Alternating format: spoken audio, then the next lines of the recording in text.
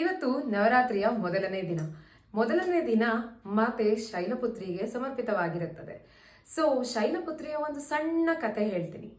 ದಕ್ಷ ಮಹಾರಾಜನ ಮಗಳಾಗಿ ಸತೀದೇವಿ ಜನಿಸುತ್ತಾಳೆ.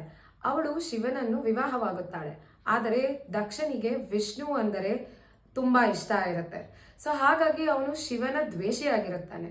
ಒಂದು ಸತಿ ಸಣ್ಣ ಒಂದು ಯಜ್ಞಕ್ಕೆ ಕರೆದಾಗ ಶಿವನನ್ನು ಅವಮಾನಿಸುತ್ತಾನೆ. ಆ ಅವಮಾನದ ಪ್ರತಿಫಲವಾಗಿ ಸತೀದೇವಿಯು ಯಜ್ಞಕುಂಡದಲ್ಲಿ ಅವಳನ್ನೇ ಆಹುತಿ ಮಾಡಿಕೊಳ್ಳುತ್ತಾಳೆ.